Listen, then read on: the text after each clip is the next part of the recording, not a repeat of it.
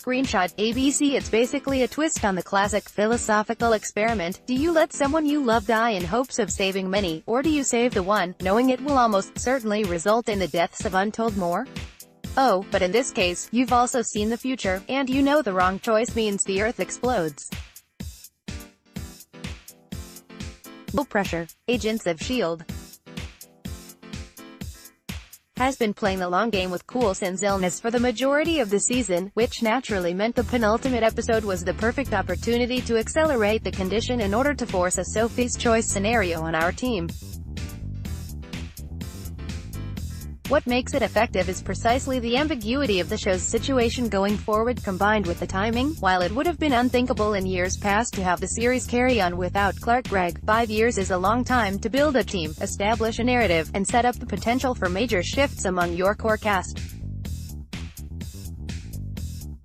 I've said repeatedly that this season has demonstrated Phil Coulson's irreplaceable role among our heroes, but it's no longer outside the realm of possibility for ABC to consider a shake-up if S.H.I.E.L.D. is going to continue, something that's equally uncertain, even at this late date. So the make-or-break moment in the narrative works, in part because of non-diegetic information the average viewer could intuit. Disaster could strike, say it ain't so, Clark. After The One Who Will Save Us All depicted Glenn Talbot's transition from combative ally to unstable killer, imbued with the power to crumple people into little balls of pulp, no less, this episode is mostly spent moving people into position for the endgame. Battles are fought, and blood is shed, ably captured as always by Kevin Tancheron's superb direction, but it's all in service of next week's finale, a rearranging of the chess pieces in order to make sure everyone is where they need to be to finally face down Talbot and hopefully save the day.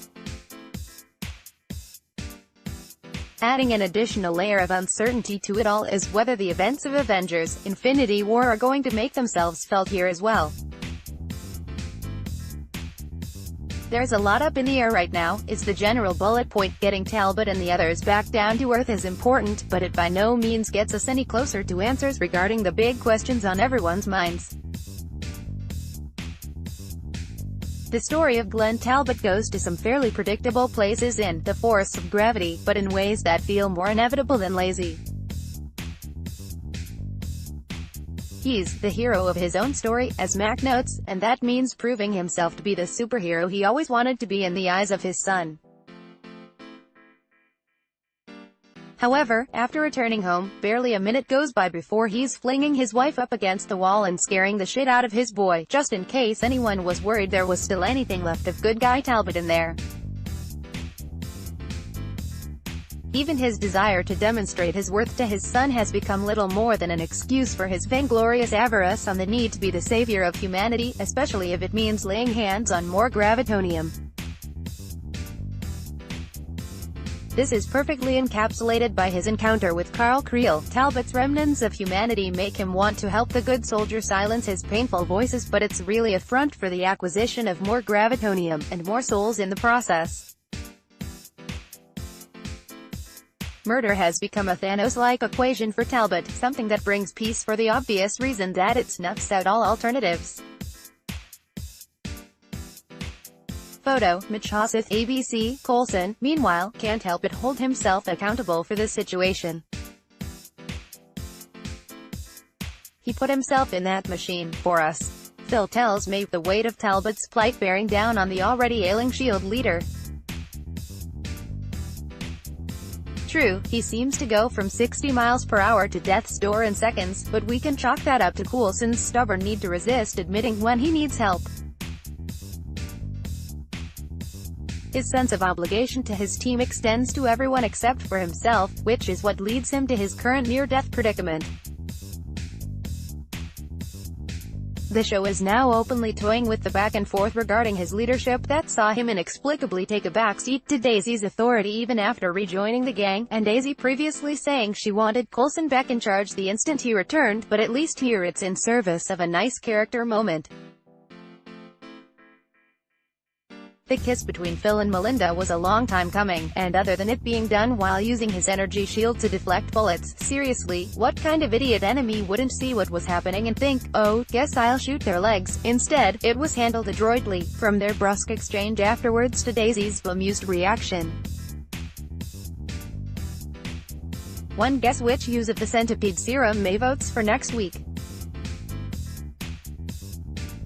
The other characters spend most of their time delivering exposition and moving from one place to another. Fitz and Gemma spend their scenes debating the merits of their actions, including Fitz suggesting for the first time that they might actually be able to break the loop by succeeding in saving Coulson, as opposed to letting him die. Mac and Yo-Yo discuss ethics and the nature of forgiveness, Mac bringing up his ability to meet Creel as someone other Harley's murderer, and uses that as a reason to again argue why they look for every possible way to defeat enemies without delivering a fatal blow. A topic on which Coulson, for one, is in total agreement, and Daisy gets to kick ass, first breaking Papa Cassius' mental hold on her, and then helping the others escape. Screenshot: ABCIt. As often the case with Tangerone's episodes, the centerpiece wasn't plot, but kinetic action, showcased in Daisy's scenes and the climactic fight between May and Kovas, the remote alien who for so long served as Hale's contact with the Confederacy. It's a good fight, made better by having Dickie ducking and rolling in and out of the struggle while he attempted to set the transportation coordinates, adding an element of absurdist shenanigans to the sequence. There will be additional masked aliens next week for people to punch, but the threat of Talbot seems unlikely to be resolved via violence. Sneak tactics will be in order, unless they just want to fire another round of bullets to let swirl around the gravitonium and fuse General. More so than in seasons past, where it was usually just a question of how to win, the finale of Season 5 will be about the why, what's the right thing to do, why it should be done instead of the alternative, and, most important, will it even matter? Stray observations: Mac sees the destruction in New York on the news tonight. They may not know about Thanos, but the clock is ticking toward a reckoning with the larger events in the MCU. Mac and Fitz have a good exchange here, largely based on both of them knowing the relationship is tense, but that there are bigger, telekinetic fish to fry. And now Dickie is geeking out about Agent Davis's incredible story, as well. This is a funny running joke, but it's also very unlike Agents of S.H.I.E.L.D. To give a mostly anonymous background character such a noteworthy bit of comic relief. Dickie's excellent and succinct summary of how he managed to change the missile's coordinate and blow up the alien ship, killing Kovas in the process. I know zero. R.I.P. Carl Creel. We'll miss your visually appealing powers. I can live with Daisy periodically referring to Coulson as hot lips. This final arc hasn't been stellar, but it's been consistently good. I'm genuinely curious how they plan to wrap this up. It's ambiguous in a way no other season-ending storyline on this show has been.